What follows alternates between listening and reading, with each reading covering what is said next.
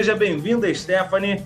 Uma satisfação, um prazer te receber aqui, em que pese a notícia que nos coloca diante da sua participação hoje conosco. Seja bem-vindo. Olá, Thiago. Obrigada pelo convite. Acho que é boa tarde, né, aí no Brasil. Agora, 2h04. Isso, então uma boa tarde para todo mundo que está aí acompanhando. Hoje eu não trago boas notícias aí para o campo da esquerda, né, para o campo mais progressista da política, porque a gente teve um resultado bem preocupante aqui em Portugal, né, com essa eleição antecipada que aconteceu aí após a queda do governo, né? Só que é aquilo, o partido vencedor foi a Aliança Democrática, né, do atual primeiro-ministro, Luís Montenegro, que havia caído porque estava, né, tinha o seu nome, o nome da sua família estava envolvido aí num esquema de favorecimento, né, de uma empresa que tinha o seu nome e o nome da sua família envolvido, e então ele perdeu a confiança, né, e o governo caiu por conta disso. Só que, surpreendentemente, ele conseguiu, né, ser reeleito, né, o partido dele teve, né, a coligação AD, o partido dele é o PSD, mas a coligação AD, né, Aliança Democrática, conseguiu aí a maioria dos votos, e o Luís Montenegro retorna, mesmo envolvido com escândalos de corrupção, ele retorna com mais força, né, do que no mandato anterior, porque a principal oposição, vamos dizer assim, era o Partido Socialista, né, que teve o pior resultado desde 1985, né? Foi um baque aí para o Partido Socialista, que agora disputa a segunda força política com a extrema-direita, né? Com o Partido Chega, que conseguiu aí empatar, né? A gente ainda não sabe se vai ficar no empate, porque ainda tem a contagem dos votos do estrangeiro, né? Que ainda não foram divulgados, podem eleger mais 4 deputados. Então, por enquanto, o cenário é esse, né? É um governo de direita, né? Com a segunda e terceira força ali dividida entre vamos dizer assim, um partido de centro-esquerda com a direita radical, né? Com a extrema-direita, né? Então, é uma situação bastante complicada, viu? E essa manchete que a gente trouxe na abertura do programa também, né? Essa ultradireita com o Chega, que tem pautas antimigratórias, ela recebeu apoio, inclusive, da comunidade de brasileiros em Portugal, né? Mais ou menos aí a barata botar no inseticida, aquele papo todo, né, Stefano? A gente observou muito isso nas regiões, por exemplo, como Cascais, que é um lugar aqui que é conhecido por ser uma região com imigrantes um pouco mais abastados, vamos dizer assim, financeiramente, né? Então, os brasileiros que residem ali naquela região geralmente são brasileiros de classe média alta. E alguns colegas que estavam trabalhando durante a eleição, naquele círculo ali, a gente ficava trocando algumas impressões, né? E muitos estavam assustados com a quantidade de brasileiros que estavam indo votar e que escolhiam o Chega, né? A gente teve até uma entrevista que ficou bem marcada aqui na televisão portuguesa, de uma brasileira dizendo que ela não tinha problema nenhum em votar no Chega porque ela trabalhava, né? Nossa. Então, que ela não tinha problema nenhum. E a gente sabe que muitos dos brasileiros que podem votar aqui, né, que têm a cidadania ou que têm direito de voto quando porque assim, aqui você pode se abdicar também dos direitos políticos no Brasil, caso você não tenha a nacionalidade, mas tenha a residência, você pode optar por isso. Então, a maioria dos brasileiros que estão nesse campo aí são aqueles que têm uma visão mais conservadora e até mesmo reacionária, né? E é importante você falar isso, porque a própria construção do Chega, Thiago, ela teve uma participação do Brasil, né, de brasileiros, principalmente os brasileiros aí envolvidos com igrejas evangélicas, né? É mais ou menos aquele mesmo modo operante que a gente vê no Brasil. E aqui, quando a gente fala dos brasileiros que não têm um poder aquisitivo, né? Quando a gente fala da classe trabalhadora brasileira, é mais preocupante ainda, porque essa extrema-direita, ela entra no discurso de que está tudo ruim, né? Aproveita essa ausência de uma social-democracia, que no caso deveria ser o PS, mas infelizmente a gente viu que não é, né? O PS, a cada ano que passa, tem se alinhado cada vez mais à direita, né? Se vocês forem aí no site da Assembleia da República Portuguesa, vocês vão observar que nos últimos anos o PS tem votado muito mais com a direita do que com a própria esquerda. Então, esses problemas, né, que a social-democracia e até mesmo o campo da esquerda, né, da esquerda mais radical, enfrenta nesse momento, é combatido, né, é vendido através de uma ilusão, que é a da extrema-direita, que é tentar explicar, né, tentar oferecer coisas fáceis, um discurso fácil para problemas complexos. E quando a gente olha para a imigração, a gente vê um problema assim, estrutural, né? A pessoa que sai do seu país e vai para outro país, ela procura uma vida melhor. E quando, né, isso acaba não acontecendo, fica muito mais fácil de você ludibriar as pessoas, né? Porque todo mundo quer ter um contrato de trabalho para poder regularizar sua documentação, todo mundo quer ter uma habitação digna, né? Todo mundo quer conseguir um emprego. E é nesse ponto, né, que vamos dizer, essas igrejas se unem, né, com o discurso da extrema-direita e oferece esse tipo de solução que, no fundo, a gente sabe que não vai se concretizar, né?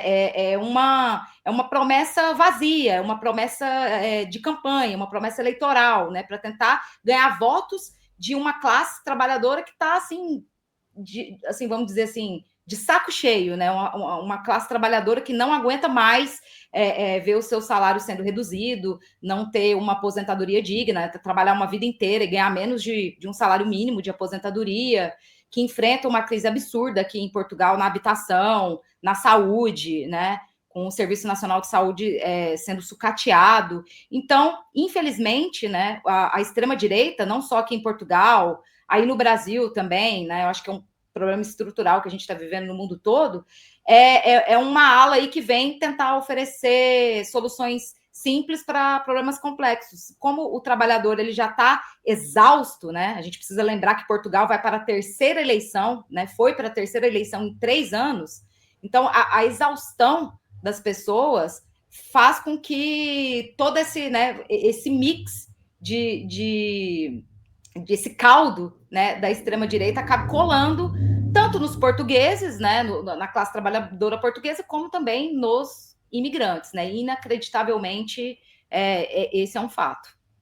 O Stephanie, aqueles episódios, né, de mal-estar, enfim, de algum agravamento de saúde do André Ventura, você acha que criou algum tipo de patrimônio eleitoral? Porque a gente sabe que, por vezes, é expediente usado pela política, né? Essa fragilização, essa, entre aspas, humanização do personagem e tal. Aqui no Brasil isso é recorrente. É só ver agora, né, quando a prisão ronda Carla Zambelli e Jair Bolsonaro, a expressão de ordem é: se pegar prisão, eu morrerei, né? Então, eu quero impactar, assim, de uma forma... Não vai morrer, não.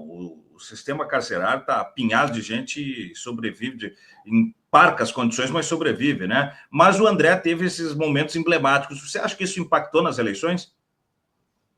Olha, eu acredito que tenha impactado, sim, né? A expectativa era que ou Chega continuasse ali na mesma proporção de votos, né, de deputados na Assembleia da República, ou que aumentasse, né? Então, assim, antes mesmo dessa tentativa, né, de estou passando mal, já havia ali uma expectativa de que o Chega se mantivesse, né? Uhum. E Portugal é um país que, por exemplo, o voto não é obrigatório. Então, o fato do voto não ser obrigatório, a questão, as pesquisas, elas oscilam muito, né? E aqui a gente também tem uma série de problemas que envolvem a própria metodologia, né, das pesquisas.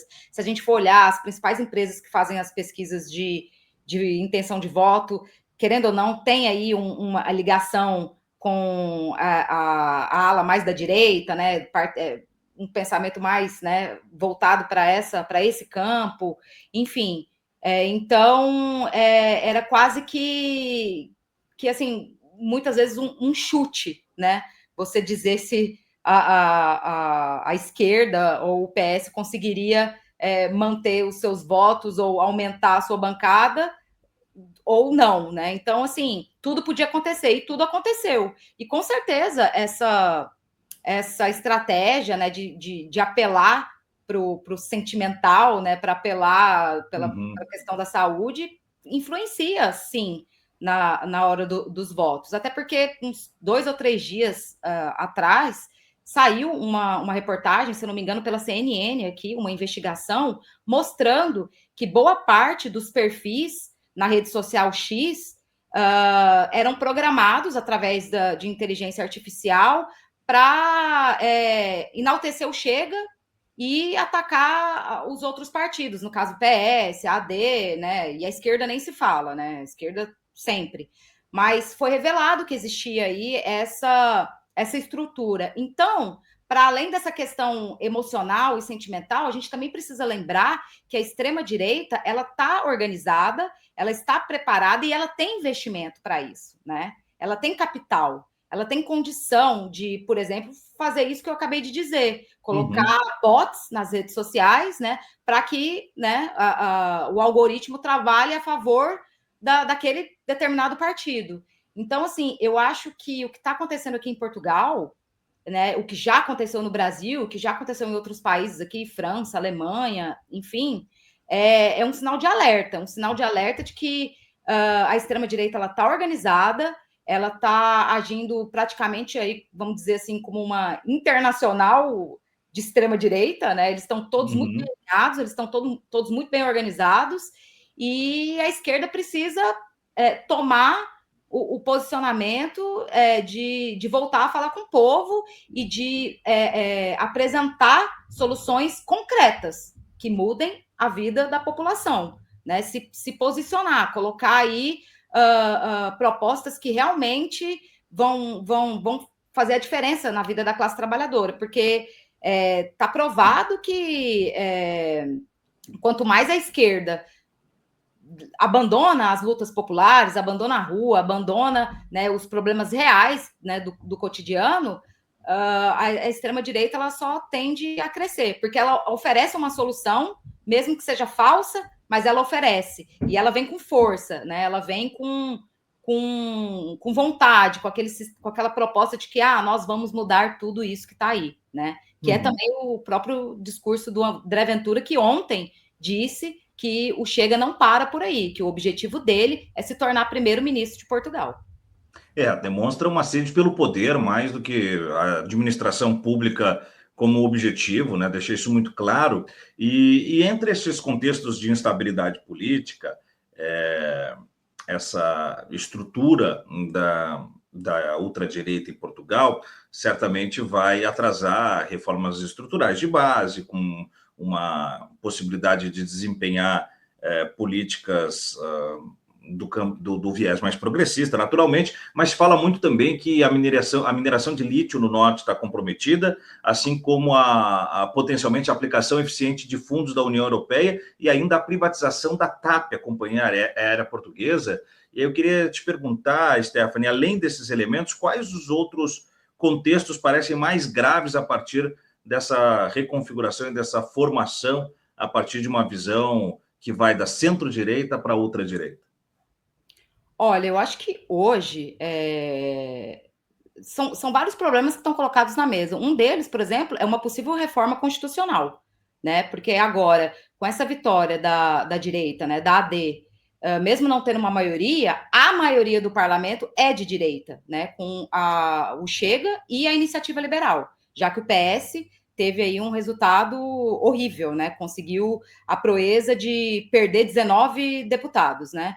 Então, a gente corre, inclusive, um risco de mudanças, de alterações constitucionais. O Luiz Montenegro, durante a campanha, disse que isso não estava em questão, né? Mas fica muito difícil acreditar na palavra de um primeiro-ministro que teve um governo, né, derrubado porque ele estava envolvido em esquemas aí, né, de favorecimento e de suposta corrupção, né?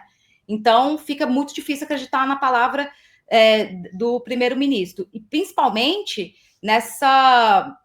nessa capitulação do discurso da extrema-direita.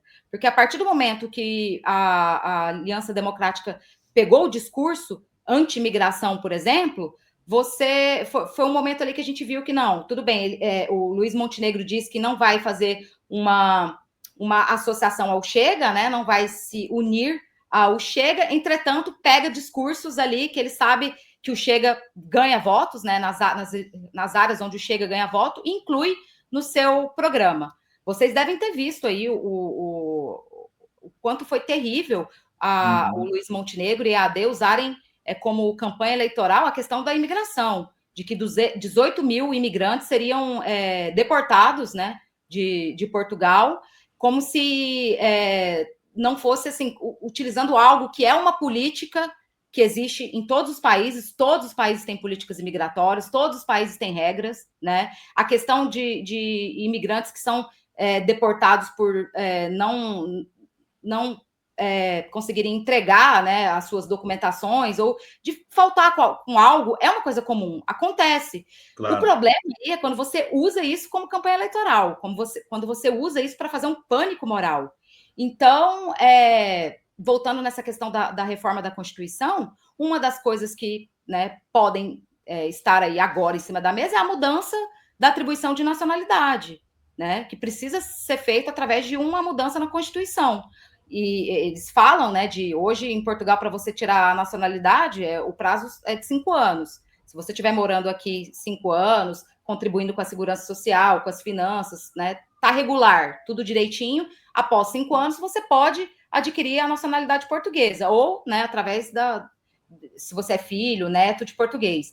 Só que essa lei pode mudar. E essa foi uma das propagandas de campanha que o Luiz Montenegro e a direita tomou da extrema-direita para poder fazer esse pânico moral e alcançar esse número de votos maior do que o da última eleição. Então, eu acho que hoje uma das maiores preocupações, para além né, da questão do Serviço Nacional de Saúde, que eu falei, né, que já está sofrendo uma precarização muito grande, e a tendência é que vários setores aí sejam privatizados, né, que é algo que tanto a Aliança Democrática como a própria Iniciativa Liberal tem vendido, né, aos seus eleitores, de que o Serviço Nacional de Saúde precisa ser privatizado, né? A gente tem uma crise hoje no sistema de saúde aqui, e essas possíveis mudanças aí constitucionais envolvendo a parte da imigração.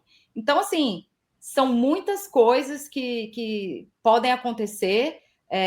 A governabilidade, ela está mais ou menos, vamos dizer assim, igual que estava antes, né? Porque a AD não conseguiu maioria, só que a direita como um todo aumentou.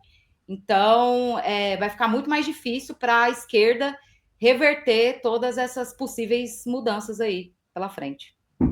Em termos de relação aí institucional, diplomática, em que pese não é o poder executivo para fazer geopolítica, mas a gente vê o impacto a partir do Brasil, né, de conexão de congressistas com tentativas de usar das suas capilaridades pelo mundo afora para tentar narrativas políticas. Como é que você vê essa relação dos portugueses a partir dessa configuração eleitoral, tanto com o eixo europeu e depois, em especial, aqui a relação com o Brasil e outros países que nos interessam em termos também de um avanço da ultradireita, como o fascismo do Donald Trump e do Javier Milei aqui na América do Sul? Olha, é triste dizer isso, né? Porque a gente fez aí 51 anos do 25 de abril, da Revolução dos Cravos, e parece que Portugal não aprendeu nada com os 48 anos de ditadura, que foi, inclusive, a ditadura mais longa da Europa. Portugal tem sérios problemas na sua política interna e na sua política externa, né? Uma influencia a outra. No que toca à política externa, a gente vê Portugal hoje um país totalmente dependente das decisões da União Europeia. Isso é um fato, né? Portugal é um país que obedece tudo que é decidido ali em Bruxelas, né?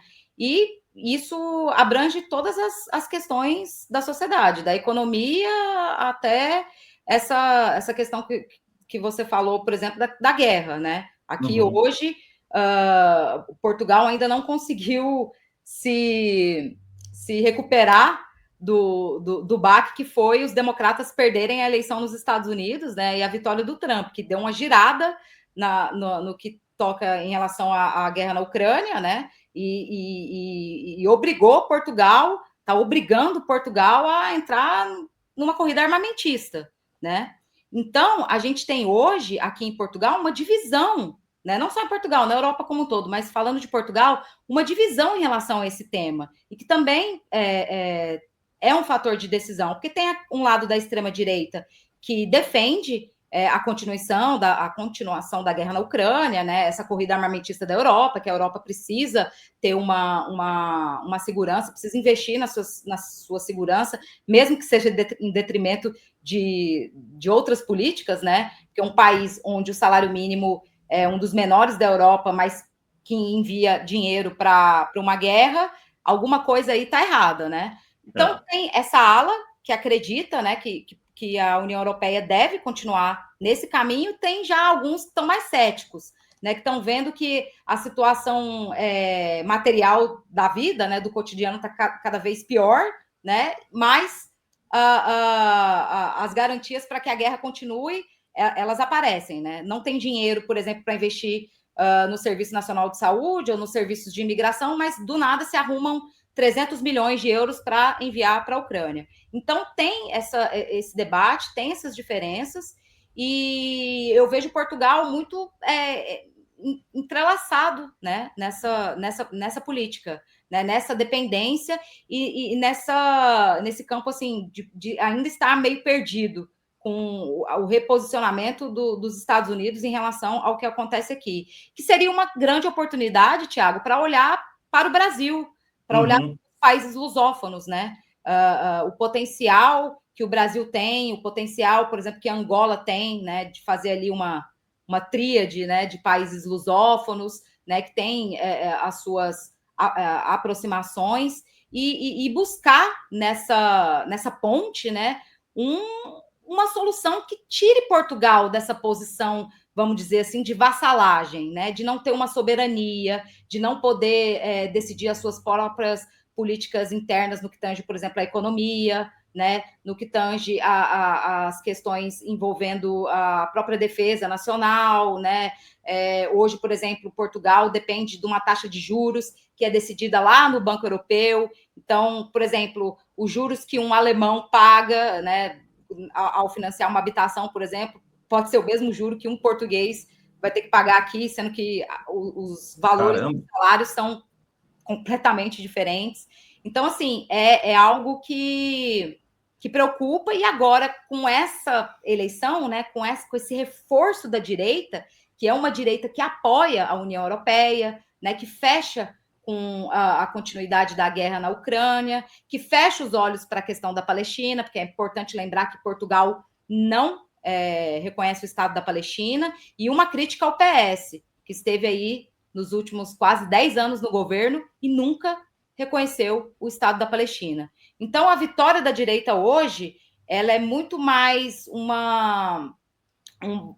o que a gente pode concluir que a vitória da direita é uma falta da esquerda, é uma falta de políticas voltadas para a real condição da classe trabalhadora e uma política que toque na questão do capitalismo, né? Que a direita, que a esquerda foi abandonando cada vez mais essa pauta anticapitalista, né? Cada vez mais reformista, cada vez mais liberal, né? De entregar a sua soberania e as suas políticas estratégicas na mão aí dos privados, né? E a situação da população cada vez mais precarizada e, enfim, aí o discurso da extrema-direita ele acaba colando, né? Muito bom, excelente, muito bom te receber, Stephanie. E assim a gente fica por dentro, né, num panorama geral. E quando tiver uma brechinha na tua agenda, eu vou te incomodar para você voltar aqui para a gente falar sobre as coisas também da Palestina, porque sei que você não só domina o tema, como é uma voz importante também nessa nossa. E aqui o espaço do Voz Trabalhadora, pelo menos uma vez por semana, a gente tenta trabalhar a temática para que ela ganhe musculatura dentro da programação e possa ser, enfim, né, compartilhada, uma vez que são raros os espaços em mídia hegemônica que a gente tem, né, uma narrativa a respeito do que acontece com o povo palestino. Obrigado demais, Stephanie. Um bom dia de muito trabalho aí, que eu sei que você vai ter. E depois que der uma aliviada aí no pós-eleições, a gente volta a falar. Eu que agradeço. Eu só queria, Thiago, só Por para favor. a gente não perder essa oportunidade, para eu falar aqui Claro. para quem está assistindo quais foram os resultados de fato, né? Porque a gente falou de uma forma mais ampla para dizer, ó, a AD, né, que é o partido do atual ministro Luiz Montenegro, conseguiu 89 cadeiras no parlamento. O PS e o Chega empataram, cada um com 58, e a Iniciativa Liberal conseguiu 9. O Livre, que é um partido que se diz, né, que tem uma proposta ecossocialista, mas ao mesmo tempo é meio assim confuso, porque ao mesmo tempo que eles se dizem ecossocialistas, eles apoiam a guerra, né? Eles têm aí uma política belicista. Eles conseguiram 6 cadeiras. A CDU, né, que é a coligação dos comunistas, caiu de 4 para 3. E o Bloco de Esquerda foi o partido que assim mais derrotado, né? Que tinham 5 deputados, agora tem apenas um deputado, né? Uma representação. Então, é aquilo. Ali na ponta pode mudar, porque ainda tem mais 4 deputados para serem definidos, né, com os votos do estrangeiro, que a gente ainda não tem o resultado final, mas o que vai alterar aí pouca coisa no quadro à esquerda, né? O resumo é que Portugal tem uma virada muito mais forte à direita e que a esquerda vai ter que correr agora atrás do prejuízo nas ruas. Não é fácil, não. Vai ter que botar o bloco na rua, de fato. Obrigado, Stephanie. Um grande abraço e até uma próxima. Até uma próxima. Tchau. Valeu. A jornalista Stephanie Costa, que nesta cobertura, ela fala lá de Portugal, que nesta cobertura nos atualiza sobre os acontecimentos no processo eleitoral. Nós tivemos 2 pleitos eleitorais com 2 derrotas para o campo progressista, tanto Portugal quanto a Argentina.